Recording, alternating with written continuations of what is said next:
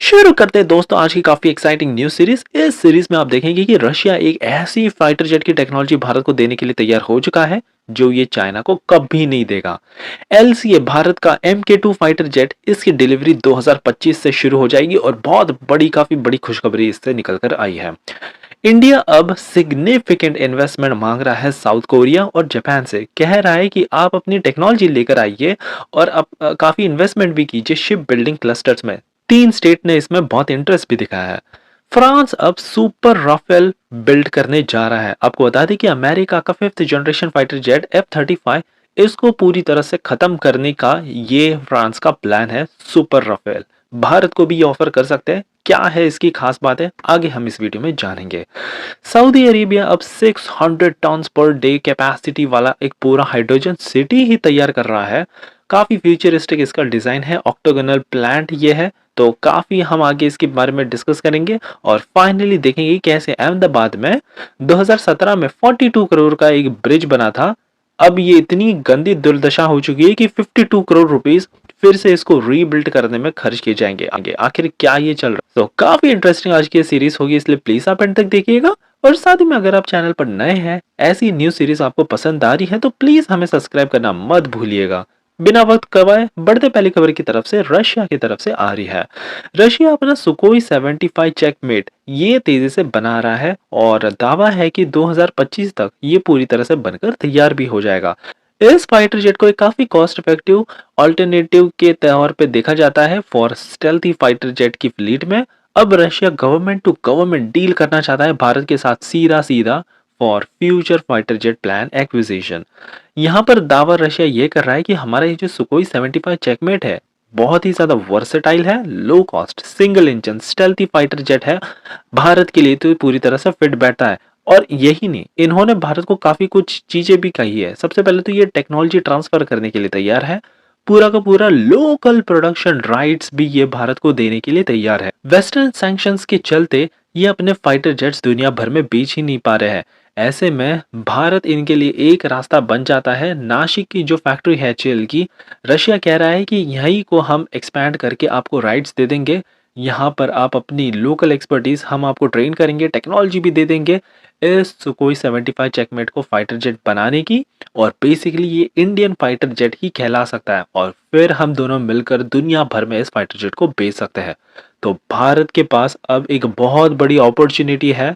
Western sanctions का फायदा उठाकर अगर भारत सुकोई 75 की एंट्री भारत में सुनिश्चित कर ले तो शायद ये हमारे लिए बहुत बड़ी विन सिचुएशन साबित हो सकती है। वही दूसरी तरफ भारत का जो एम का प्रोजेक्ट है 5.5 जनरेशन वाला फाइटर जेट, इसमें काफी टाइम लग जाएगा। 2032-34 तक जाकर इसकी पहली डिलीवरी स्टार्ट होगी।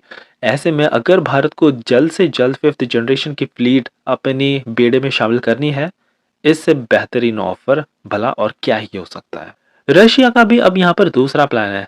ये कह रहे हैं कि आपने जो 114 फाइटर जेट्स का टेंडर फ्लोट किया है, इसको थोड़ा मॉडिफाई कीजिए अगर आपको ये डील चाहिए तो, क्योंकि इसमें केवल 4th जनरेशन के ही फाइटर जेट है, 4.5 जनरेशन के। लेकिन रशिया का ये 5th generation fighter jet game changer साबित होगा।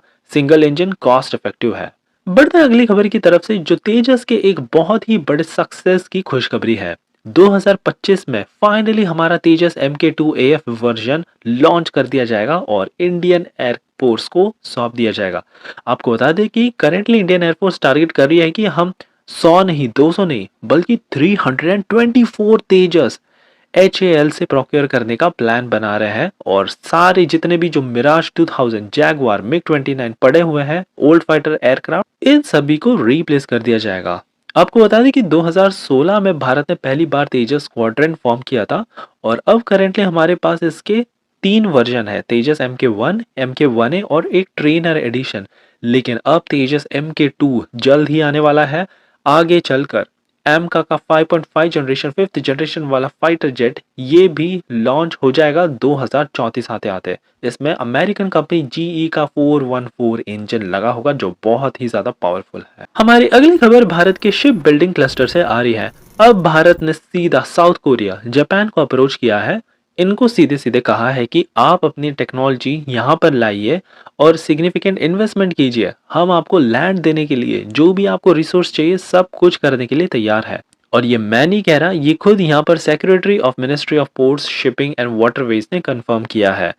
आगे इन्होंने ये भी कहा स्टेट्स को कि अगर साउथ कोरिया और जापान आते हैं, आपसे कम्युनिकेशन स्टार्ट करते हैं, टेक्नोलॉजी लेकर आते हैं, इन्वेस्टमेंट लेकर आते हैं, बिल्कुल भी देरी मत करना, आप तुरंत लैंड अलॉटमेंट की प्रोसीजर को स्टार्ट करना, सो दैट भारत में शिप रिपेयर क्लस्टर्स तेजी से डेवलप किया जाए। करंटली भारत बहुत ही ज्यादा पिछड़ा हुआ है, हम पूरे दुनिया का केवल 1% ही अकाउंट करते हैं for global ship building market. China, south Korea, Japan, ये तीन देश पूरी तरह से डोमिनेट कर रहे हैं। अगर हमको चाइना के थोड़े आसपास भी आना है ना, तो हमको जापान और साउथ कोरिया की हेल्प चाहिए। जब तक ये कंपनीज खुद भारत में आकर कंटेनर शिप्स की मैन्युफैक्चरिंग करना स्टार्ट ना करे, तब तक भारत इस मार्केट में आसपास भी नहीं आ सकता। आपको एक और शॉकिंग फैक्ट मैं आपको बता दूं कि करेंटली भारत के जितने भी फॉरेन ट्रेड वाले वेसल्स हैं, 95% सब कुछ हमने लीज पर ही लिए हैं, और इन पेमेंट में 110 बिलियन डॉलर्स एनुअली हम गवा देते हैं। सो ये 237 billion dollars, almost 20 lakh crore rupees की अपॉर्चुनिटी निकल कर आएगी 2047 तक। बढ़ते अगली खबर की तरफ से, तो फ्रांस के पास से आ रही है। यहाँ पर फ्रांस ने अब एक बहुत ही धमाकेदार अनाउंसमेंट की है। ये कह रहे हैं कि हम अभी सुपर राफेल बनाने वाले हैं, जो अमेरिका के F-35 को पूरी तरह से पीछे छोड़ देगा। इसकी शुरुआत तब हुई जब यूरोप के कई तमाम देश काफी एडवांस फाइटर जेट प्रोक्योर करने की होड़ में थे, और ये अमेरिका के F-35 को ज्यादा प्रेफर कर रहे थे फ्रांस के राफेल से। सो फ्रांस ने सोचा कि अगर ऐसा ही चलता रहा, ये काफी हद तक पिछड़ जाएंगे एडवांस फाइटर जेट के क्षेत्र में, और इसी रीजन के चलते Rafale F5 AKA super Rafale का जन्म होता है। दावा इनका यह है कि इस फाइटर जेट को ये 2030 तक बनाकर तैयार कर देंगे। ये पूरी तरह से स्टेल्थी सुपर राफेल होने वाला है। इनफैक्ट इस फाइटर जेट के साथ साथ विंगमैन ड्रोन्स भी लगाए जाएंगे, जो पूरी तरह से ऑटोनोमसली ऑपरेट करेंगे। इस फाइटर जेट में काफी घातक ऑटोमेटिक गाइडेड मिसाइल से ये लैस होगा, anti ship missiles, targeting pods, कई तमाम सेल्फ डिफेंसिंग फीचर से ये लैस होगा। इनफैक्ट इस रिपोर्ट में तो ये तक दावा किया है कि इसको और ज्यादा घातक बनाने के लिए फ्रांस एक कदम आगे चला गया। डसॉल्ट कंपनी प्लान कर रही है कि एक hypersonic nuclear missile capable super Rafale हम डिजाइन करेंगे। सो अगर भारत को ये मिल जाए, भारत के लिए तो ये गेम चेंजर साबित होगा। फाइनली हमारी आखिरी खबर आ रही है अहमदाबाद के एक ब्रिज की तरफ से। ये जो तस्वीरें आप देख रहे हो, ये है 2017 में इनॉग्रेट हुआ अहमदाबाद का एक ब्रिज, जिसकी हालत इतनी ज्यादा खराब हो गई, 42 करोड़ रुपीस की लागत से इसे बनाया गया था। फिर से इसको रीबिल्ड करने में खर्च हो जाएंगे। सो ये देखकर तो पूरा देश शॉक है। हमारे भारत का इंफ्रास्ट्रक्चर बस कुछ ही सालों में पूरी तरह से बिखर जा रहा है। इस पर अब काफी तेजी से एक्शन भी लिया गया। अजय इंफ्रा कंपनी जो इस ब्रिज के पीछे रिस्पॉन्सिबल थी, इनको अब एक हेफ्टी फाइन चुकाना होगा 52 करोड़ रुपीस, और जितना भी रीबिल्ड का कॉस्ट है, सारा कुछ इनसे ही वसूलने का प्लान है। बट एक बात तो साफ है, भले ही भारत बन चुका है world's fastest road construction in terms of kilometres per day, लेकिन अभी भी क्वालिटी बहुत ही ज्यादा इंफीरियर है। अभी भी क्वालिटी पर बहुत ज्यादा कॉम्प्रोमाइज किया जा रहा है, यहाँ पर गफला किया जा रहा है। दिल्ली मुंबई एक्सप्रेसवे इसका एक उदाहरण था, जहां पर एक छोटे से बम्प ने तो पूरी गाड़ियों को उछाल के ही रख दिया, जो कि एक काफी सीरियस एक्सीडेंट्स को जन्म दे रही है। आई होप कि जल्द से जल्द प्रशासन इस पर एक्शन ले। सो ये थी हमारी आज की न्यूज सीरीज। आई होप कि आपको ये पसंद आई हो, और अगर हाँ, तो प्लीज एक लाइक करना हमको मत भूलिएगा, ऐसे ही छोटा सा आपका सपोर्ट दिखाने के लिए।